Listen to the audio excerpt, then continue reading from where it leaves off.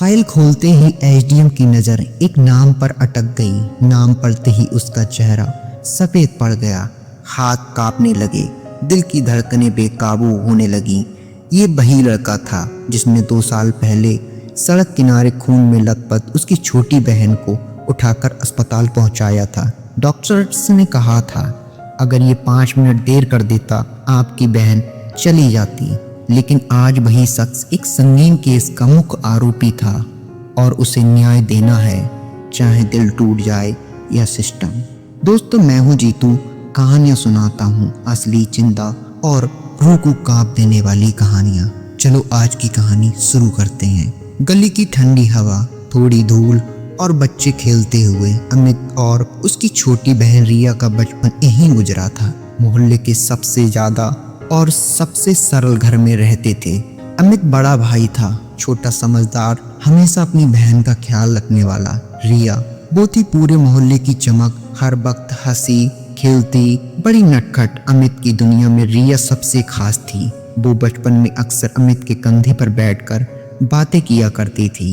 अमित भैया देखो तितली आई है। हाँ रिया, पकड़ना मत भूलना। अमित मुस्कुराया। मोहल्ले में हर कोई एक दूसरे को जानता था, लेकिन उस दिन कुछ ऐसा हुआ जिसने सबकी जिंदगी बदल दी। रिया खेल रही थी नाले के किनारे। खेल खेल में पैर फिसल गया और पानी में गिर गई। सब चिल्लाए रिया रिया। मोहल्ले के बच्चे घबराए, कोई समझ नहीं पाया कि क्या करें। तभी एक लड़का जिसे कभी किसी ने खास जानना नहीं था दौड़ता हुआ आया। उसने बिना हिचकिचाए रिया को पानी से बाहर निकाला। लड़के के कंधों और हाथों में उसकी जिंदगी की ताकत थी। रिया की सांसें थम गई थी, पर लड़के ने उसे बचा लिया। अमित उस वक्त कहीं बाहर गया हुआ था। जब वापस आया तो देखा रिया सुरक्षित है, एकदम ठीक और सही सलामत है। कौन है ये लड़का? अमित ने मोहल्ले वालों से पूछा, पर किसी ने बताया पता नहीं भैया, बस यहीं कहीं रहता, किसी ने कहा। उस दिन से अमित के दिल में उस लड़के के लिए प्रेम की प्रतिज्ञा जाग गई थी, लेकिन उसका नाम पहचान कभी नहीं मिली। बस एक नाम था, वो अनजान लड़का जिसने उसकी बहन की जान बचाई थी। अमित की उम्र बढ़ती गई। बचपन की वो सारी बातें अब सिर्फ यादों में ही थी। मोहल्ले की सबसे छोटी गलियां, बचपन के खेल, रिया के बचपन के झगड़े, सब कुछ वहीं पीछे छूटते चले गए थे। अमित अब एसडीएम बन गया था, सरकारी अफसर जो कानून का रखवाला था। हर दिन नई चुनौतियां, नई लड़ाइयां, ऑफिस का काम, नेताओं के झगड़े, भ्रष्टाचार के केस, सब कुछ उसके कंधों पर था। लेकिन अमित का दिल आज भी उस दिन के लिए धड़कता था जब एक अनजान लड़के ने उसकी बहन की जान बचाई थी। रिया अब कॉलेज में थी, लेकिन अमित की जिंदगी में काम का बोझ इतना बढ़ गया था कि वह बहन के लिए ज्यादा वक्त नहीं निकाल पाता था। एक दिन ऑफिस के नया काम और नया केस आया।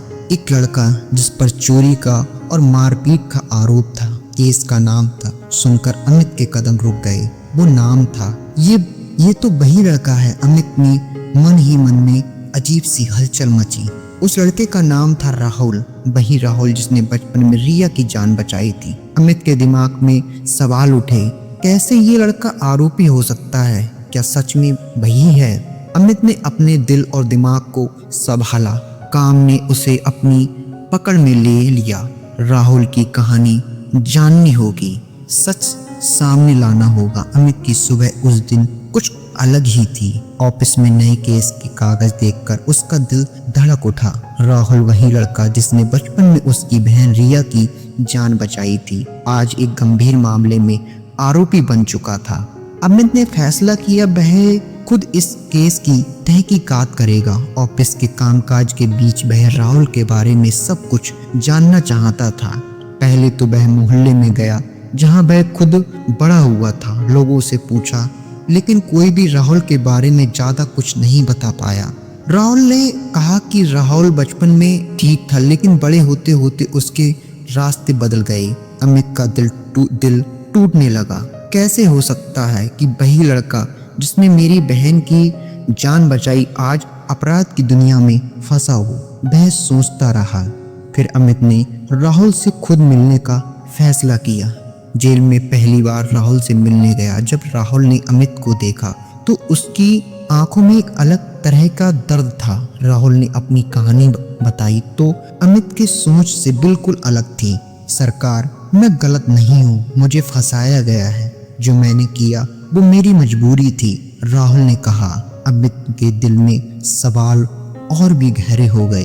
क्या सच में राहुल अपराधी है या फिर किसी चालाक साजिश का शिकार? अमित की आंखों में अब सामने राहुल खड़ा था, वही लड़का जिसकी यादें अमित के दिल में सबसे खास कोने में हमेशा बसती थी। राहुल की वो कमजोर सी मुस्कान और बचपन में रिया की जान बचाने के बाद अमित को छू गई थी, अब कहीं खो सी गई।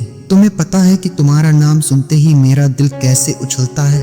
अमित ने धीरे से कहा। राहुल ने सिर झुकाकर कहा, सरकार, मैं जानता हूँ कि आप मुझे नाराज होंगे, पर मैं फंसा हूँ। मैं वो लड़का नहीं रहा जो बचपन में था। दोनों के बीच एक सन्नाटा सा छा गया। अमित के दिलों में उठती बेचैनी और राहुल की मजबूरियां, ये सब बातें हवा में लटक सी रही थी। बताओ, क्या हुआ तुम्हारे साथ? कैसे तुम इस मुकदमे में फंसे? अमित ने सवाल किया। राहुल ने अपनी कहानी सुनानी शुरू की। कैसे गरीबी, मजबूरी और गलत संगत ने उसे उस रास्ते पर ला खड़ा कर दिया। कैसे उसने चोरी नहीं की बल्कि मजबूरी में कुछ ऐसा किया जो गलत समझा गया। अमित ने ध्यान से सुना। उसकी आंखों में आंसू थे, लेकिन वह मजबूत दिखने की कोशिश कर रहा था। मैं जानता हूँ तुम्हारे पास सच कहने के लिए बहुत कुछ होगा राहुल, मैं सुनना चाहता हूँ, अमित ने कहा। दोनों की पुरानी यादें और वर्तमान की सच्चाइयां एक दूसरे से टकरा रही थीं। अमित के दिल में एक लड़ाई थी, कानूनी और इंसानियत के बीच। अमित ने ठान लिया कि वो राहुल की पूरी सच्चाई सामने लाएगा। वो जानना चाहता था कि हर केस के पीछे कोई या कई चेहरे होते हैं और हर सच के पीछे कई कहानियां। इस बार भी कुछ ऐसा ही हो था। ऑफिस लौटकर अमित ने केस के बारे में दस्तावेजों की बारीकी से जांच शुरू की। जांच में पता चला कि जो भी सबूत सामने आए हैं वे संदिग्ध हैं। गवाहों की बातें भी उलझी हुई थीं। मोहल्ले में जाकर अमित ने लोगों से मुलाकात की। राहुल के परिवार वालों से बात की, जिन्होंने बताया कि राहुल बचपन से ही ठीक था, मगर हाल ही में कुछ बदलाव आए। एक पुरानी दुश्मनी की वजह से राहुल फंस सा चला गया। अमित ने राहुल की बहन से बातचीत की, जिसने कई छुपे हुए राज खोले। मोहल्ले में कुछ लोग ऐसे थे जो राहुल को गिराने के लिए साजिश रच रहे थे। धीरे धीरे अमित को एक बड़ा सच का पता चला। ये केस सिर्फ चोरी का नहीं बल्कि राजनीति और सत्ता के खेल का हिस्सा था। अमित ने मन ही मन ठाना कि वो राहुल को बेगुनाह साबित करेगा, लेकिन ये आसान नहीं था। सच को छुपाने वाले ताकतवर लोग थे जो अमित की हर कोशिश को नाकाम करने की कोशिश कर रहे थे। अमित ने जो सच जाना, उसके अंदर एक आग सी जल गई। राहुल को फंसाने वालों से सीधे टकराने का समय आ चुका था, लेकिन ये लड़ाई आसान नहीं थी। मोहल्ले के कुछ दबंग लोग जो अब राजनेताओं के गढ़ बन चुके थे, अमित के रास्ते में आने लगे थे। ऑफिस में भी कई लोग अमित की कोशिशों को रोकना चाहते थे। एक दिन अमित के पास एक अनजाना फोन आया। आवाज थी ठंडी और धीमी भरी हुई। एसडीएम साहब, बहुत ऊपर मत जाओ वरना नतीजे अच्छे नहीं होंगे। अमित ने फोन रखा, पर डर से नहीं सहना मुझे अब दुनिया के सामने, उसने सोचा। ये लड़ाई तो बस शुरू हुई है। अब अमित ने अपनी टीम को मजबूत किया, सबूत जुटाने लगे, गवाहों से मिलने लगे और राहुल की बेगुनाही साबित करने के लिए कड़ी मेहनत की। मोहल्ले के लोग भी अमित के साथ थे। वे जानते थे कि अमित सच की आवाज है। धीरे धीरे माहौल बदल गया और सच्चाई के लिए उम्मीद जगी। लेकिन क्या अमित और राहुल इस लड़ाई में जीत पाएंगे या फिर सत्ता की चादर इनकी मोटी है कि सच दबता चला जाएगा? लड़ाई की आग भड़कती जा रही थी। अमित ने पूरे मन से केस की जांच शुरू कर दी, मगर उसे पता था कि सामने सिर्फ एक आम अपराधी नहीं बल्कि एक बड़ा साजिश जाल है। मोहल्ले के कुछ लोग जो पहले राहुल के खिलाफ थे, अब अमित की हिम्मत देकर उसके साथ खड़े होने लगे। अमित की टीम ने कई गवाहों को राज खोलने के लिए राजी किया। एक दिन अमित को अचानक अपने ऑफिस में एक बड़ा सा झटका लगा। उसे पता चला कि वह कुछ अधिकारी जो भ्रष्ट थे, राहुल को फंसाने में शामिल थे। अमित को लगा जैसे उसके अपने ही उसके खिलाफ साजिश रच रहे हों, पर अमित ने हार नहीं मानी। उसने अपनी पूरी ताकत से लगा दी उस केस को। रिया भी अपने भाई के साथ खड़ी हो गई।